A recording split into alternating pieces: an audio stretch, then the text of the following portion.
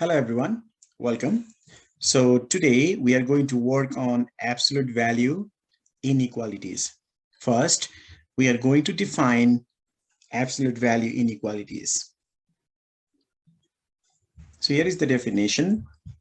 For any algebraic expression x, so here the uppercase x represents the algebraic expression, and k greater than 0, so k is a real number greater than 0, and absolute value inequality is an inequality of the following form. So here I have two forms of absolute value inequality. The first one is when the absolute value of x is less than k, and the other one is absolute value of x is greater than k. So first, let's try to understand the meaning of these two and its equivalent form. So for that, what we're going to do is we are going to look at the number line first. Say, for example, this is my number line. And here in the middle, we have 0. I'm going to consider two numbers here for reference. Say, for example, -3, and over here, +3. Now, in between -3 and +3, we'll have the numbers like 2, 1, -1, -2. Now, if we try to find the absolute value of all these numbers, you can see absolute value of -3 is a +3. Absolute value of 3 is also +3. Similarly, absolute value of 2 is 2. Absolute value of -2 is 2. Absolute value of -1 is 1. Absolute value of 1 is 1. And absolute value of 0 is 0. So what do we see here is for all these values here, the absolute value, okay, absolute value of any number, if x represents any number here, the absolute value will be less than 3. So meaning of that is if absolute value of x is less than 3, that means these are the numbers between -3 and +3. So that is the meaning of this first inequality here. Absolute value of x is less than k is equivalent to -k is less than x is less than k. So that is the first definition that we need to remember. So that is the first one. Now, similarly, if we pick numbers more than 3 or less than 3. So when I talk about numbers more than 3, it can be numbers like 4, 5, and so on. And on this side, less than -3 could be -4, -5, and so on. If we try to find the absolute value of these numbers, which are greater than 3, like 4, 5, 6, 7, and so on, for all these numbers here, the absolute value will be greater than 3. Absolute value is greater than 3. Similarly, over here, for all these numbers less than -3, if we try to find the absolute value of all these numbers will be greater than 3. That means absolute value of x greater than 3 are all numbers more than 3, or absolute value greater than 3 represents all numbers that are less than 3. So for the second part here, we can say that if the absolute value of x is less than k, greater than k, then the equivalent form will be x is less than -k or x is greater than +k. So numbers are more than 3 or here less than 3. And in these two inequality here, I use strictly less than or strictly greater than. But these two facts or the equivalent form are true if we have less than or equal to and greater than or equal to. So these two statements holds true for these two facts as well. So that is the basic idea about the absolute value inequality. Now what we're going to do is we are going to look at a couple of examples, use the definition and solve them. Okay, here is the example. So in this example, we are asked to solve the following inequalities. And after we solve and get the result, we have to give our solution using number line. So that is, we have to show our solution on a number line. we also have to write the solution using set builder form and using the interval notation. So we are writing the answer in 3 different forms. So let's solve the first problem, part A. So in part A, there is less than or equal to. So if we remember the definition from previous slide, if absolute value of x is less than or equal to some constant k, then this x in the middle is between negative k and positive k. So we can write that negative k is less than or equal to x is less than or equal to k. So we'll be using this fact to solve the first one. So let's get started. In part A, we have 2 times the absolute value of 2x minus 5 is less than or equal to 14. So here, this absolute value, the quantity inside the absolute value is multiplied by 2. So to get rid of this 2, we divide on both sides by 2. So if we divide this by 2, it will be absolute value of 2x minus 5 is less than or equal to, when you divide this by 2, it will be 7. So now absolute value of this quantity is less than 7. So it is just like this one. That means this quantity inside the absolute value will be between negative k and positive k. So similarly, this quantity 2x minus 5 will be between negative 7 and positive 7. So we'll write negative 7 less than or equal to 2x minus 5 less than or equal to 7. So we get the compound inequality there.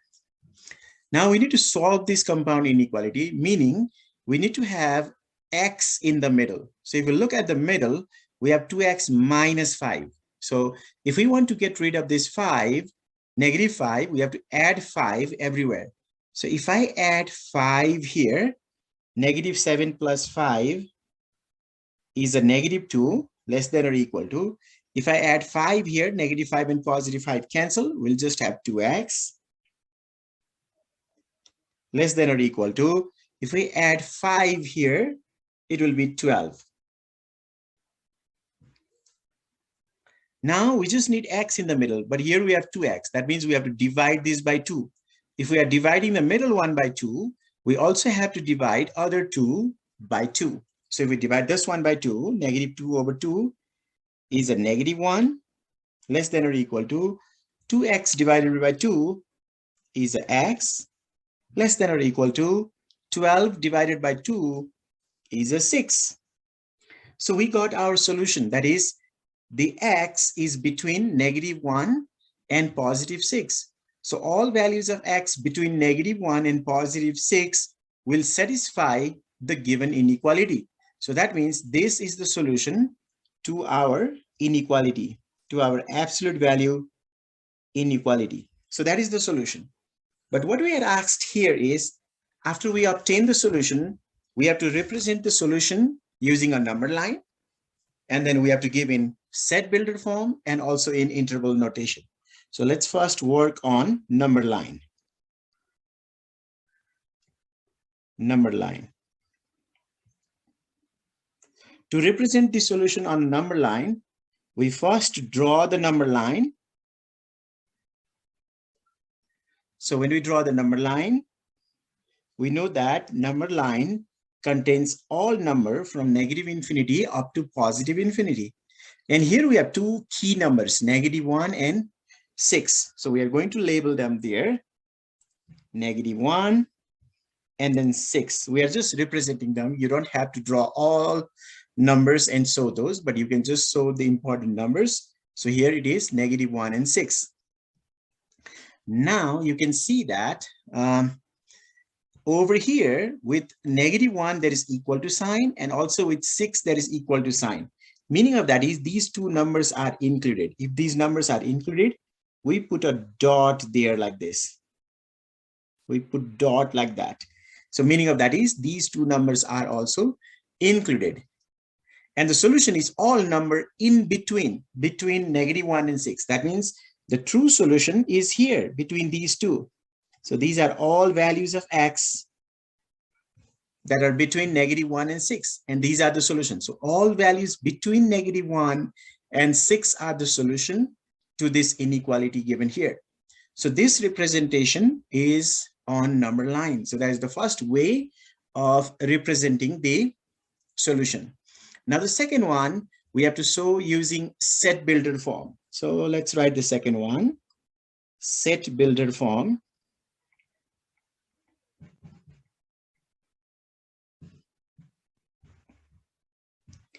Because we are writing in the set builder form, we use this set bracket or curly bracket.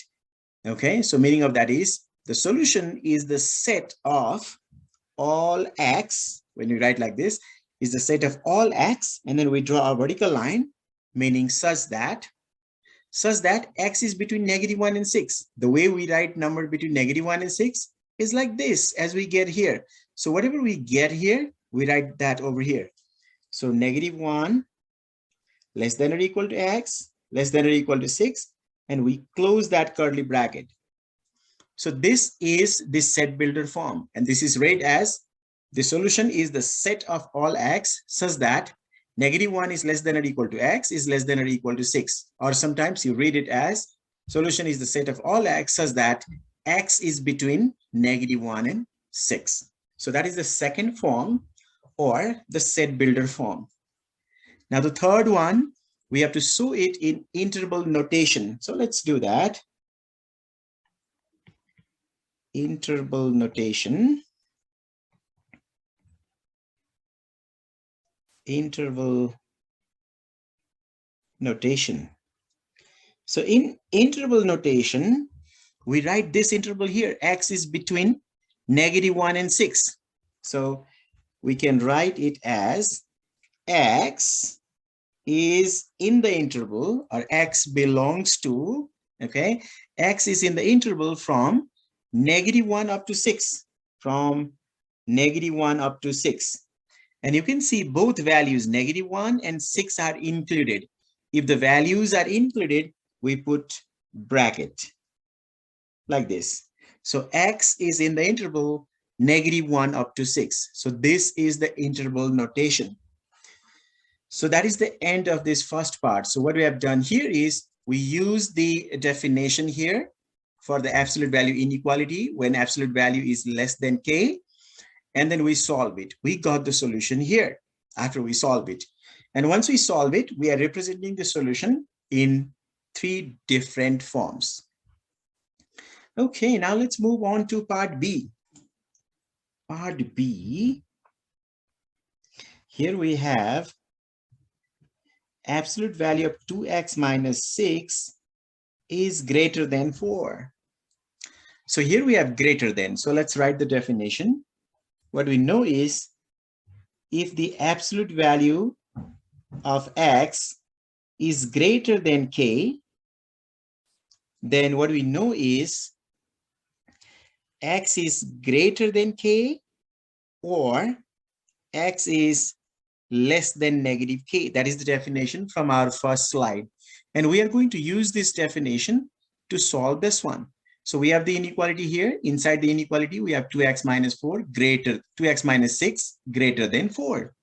So using that definition, we can write this as 2x minus 6 is greater than 4, or 2x minus 6 is less than -4. So we get 2 inequalities, and we are going to solve each of these. So to solve the first one, we add 6 on both sides. So if we add 6 on both sides, it will be 2x greater than 4 plus 6 is a 10. And then to get x by itself, we divide on both sides by 2.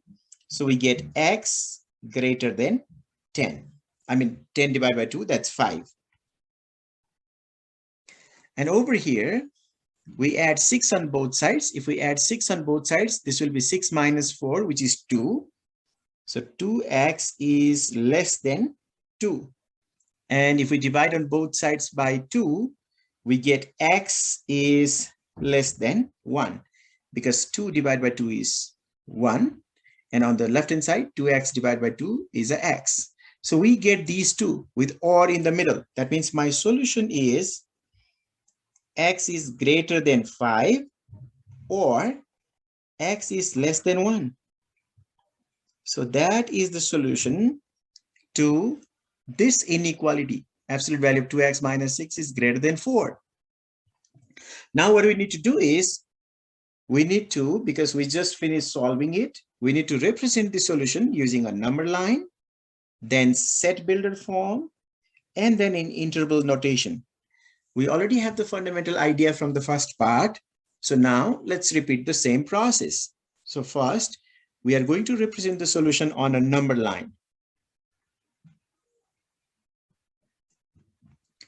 Representing the solution on a number line. So first, we need to draw a number line from negative infinity up to infinity. From negative infinity up to infinity, then put the key values or key numbers here, that is 5 and 1. So 1 is smaller, 5 is greater, so 5 will be on the right, and then 1 will be on the left. These two values are not included because there is no equal to sign. If there is no equal to sign, we don't put a dot. Instead, we put a hole there or a circle, like that. And here we have x more than 5.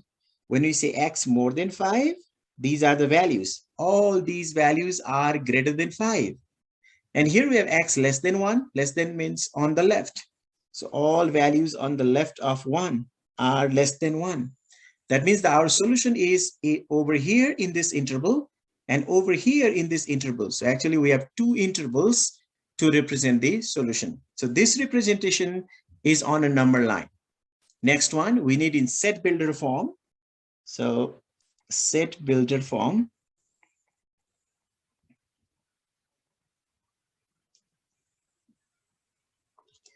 So in set builder form, solution is the set of all x such that what we know is x is greater than 5 or x is less than 1. So we write here, x is greater than 5 or x is less than 5. So our solution is the set of all x such that x is more than 5 or x is less than 1. This is x is less than 1. Because here we have x more than 5 or x less than 1. So when you write the set builder form, we actually write this one over here after that such that. So that is the second representation, which is set builder form. Now we'll represent the solution using interval notation. So interval notation.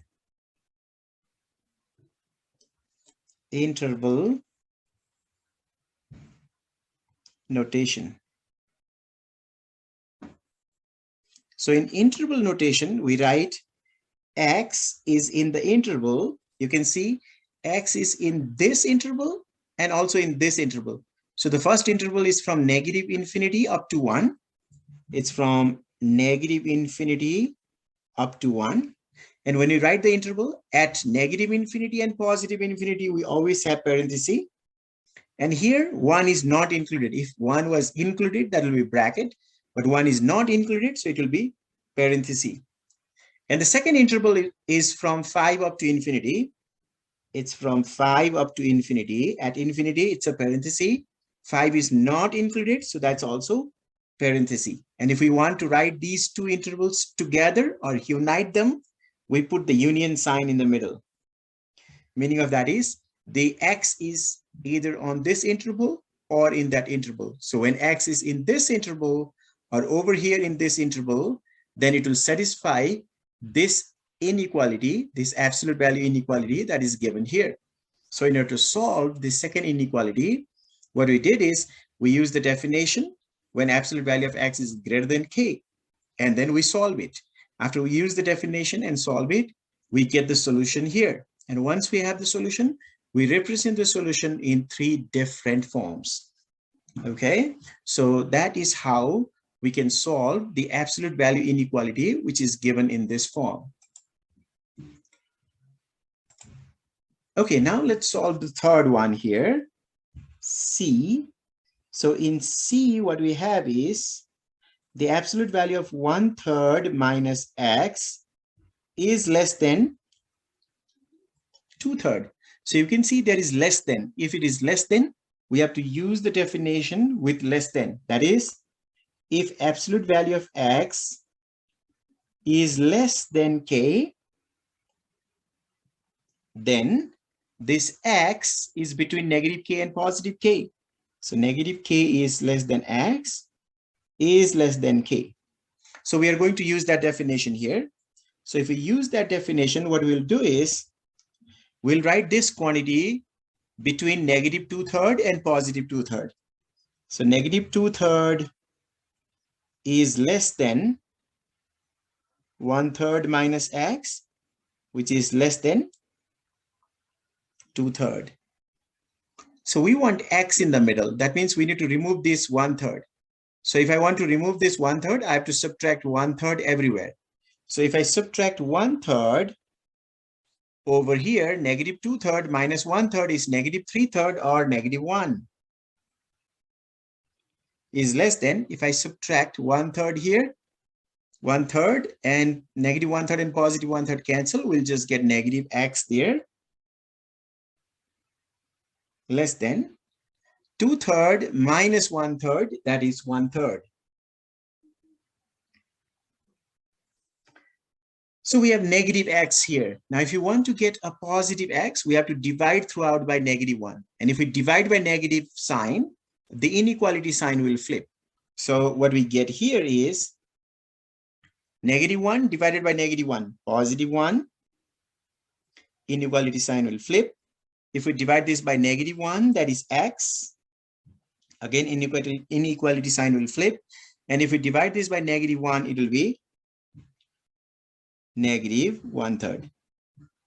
So that is the solution to this absolute value inequality. And you can clearly see the value of x is between negative 1/3 and 1.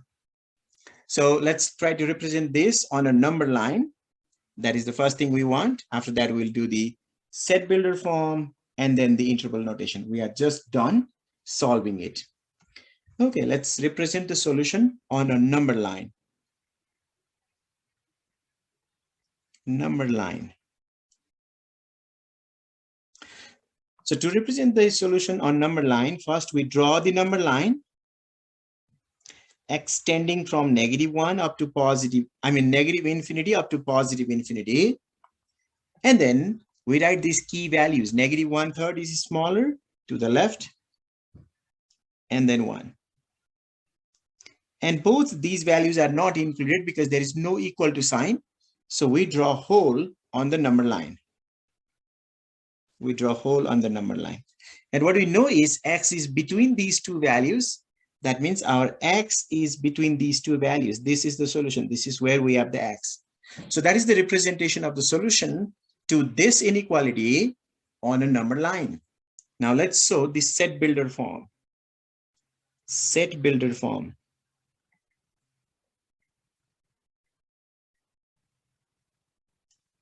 So in set builder form, we start with the set bracket. It's the set of all x such that x is between these two values. You can write it like this, or you can start writing from this side. First, negative 1/3. Negative 1/3 is less than x is less than 1. So this representation here and this one here, they are equivalent. Both of them are saying the same thing. That is, x is between negative 1/3 and 1. And negative 1/3 and 1, they are not included because there is no equal to sign. That is the set builder form. Now the last one is the interval notation. Interval notation. So if we want to represent the solution in interval notation, we write like this.